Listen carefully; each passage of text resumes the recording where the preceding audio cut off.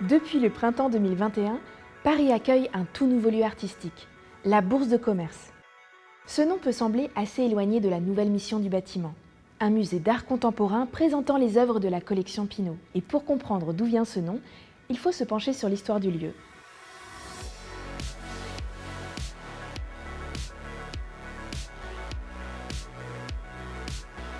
Avant d'exposer des œuvres d'art, ce grand bâtiment était à l'origine une ancienne halle au blé. Son plan circulaire date du XVIIIe siècle et a été imaginé par l'architecte Nicolas Le Camus de Mézières. L'un des derniers vestiges de cette époque est l'ingénieux escalier à double révolution. Les porteurs pouvaient monter et descendre des sacs de blé sans se croiser.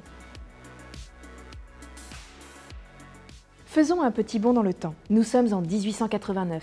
C'est l'année de l'exposition universelle et de l'inauguration de la Tour Eiffel. C'est à ce moment-là que l'édifice est transformé en bourse de commerce. Le monument conserve sa forme circulaire, mais est complètement repensé. C'est l'architecte Henri Blondel qui se charge des modifications. La voûte est vitrée et 5 peintres de renom sont sollicités pour réaliser un vaste panorama, peint tout autour de la rotonde.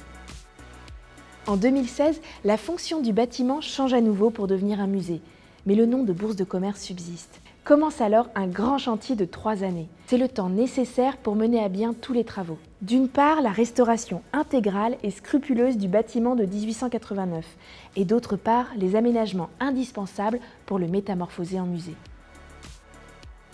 Pour cela, il a fallu par exemple reconstituer une grande partie des menuiseries anciennes. Ce chantier de restauration a aussi révélé quelques surprises, comme la redécouverte de la salle des machines qui servait aux entrepôts frigorifiques de la Bourse de commerce. Dans la salle des pas perdus, les équipes ont retrouvé derrière une cloison des vestiges de l'ancien décor, avec de grandes peintures de planisphère qui montrent les principales routes de commerce à la fin du XIXe siècle. Ces décors, assez endommagés, sont soigneusement restaurés et intégrés au parcours de visite.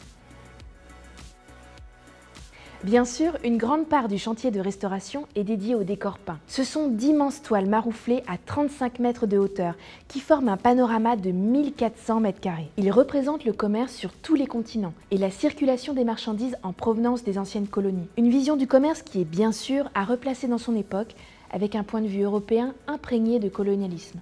Pour restaurer ces peintures, 6 mois de travaux sont nécessaires, avec une équipe d'une vingtaine de restauratrices. Il fallait au moins cela. Les peintures encrassées étaient recouvertes d'un voile terne qui dénaturait les couleurs. Le vernis s'était opacifié par endroits et des zones entières de toile étaient abîmées. Les nettoyer et les consolider a représenté un sacré défi pour les équipes, perchées sur des échafaudages à près de 40 mètres du sol. Et pour transformer l'édifice en musée d'art contemporain, François Pinault a fait appel au célèbre architecte japonais Tadao Ando. Pour donner vie à ce projet titanesque, il a pu compter sur 2 jeunes architectes français, Lucie Ninet et Thibaut Marca de l'agence Nem Architecte, ainsi que sur l'architecte en chef des monuments historiques, Pierre-Antoine Gattier. En effet, pour Ando, l'enjeu est de taille. Son intervention ne doit en aucun cas toucher le bâtiment ancien, qui est classé au monument historique. Théoriquement, tous ces aménagements sont donc réversibles, si l'on souhaite dans le futur retrouver l'état du XIXe siècle de l'architecture. L'intervention la plus évidente et spectaculaire de Tadao Ando est l'ajout, sous la coupole, d'une grande structure en béton en forme de cylindre. Elle épouse parfaitement le plan du bâtiment et permet de délimiter un espace d'exposition et de circulation pour les visiteurs. Le tout sans modifier le bâtiment ancien. Les paliers des escaliers ont par exemple été conçus pour ne pas toucher la structure du XIXe siècle.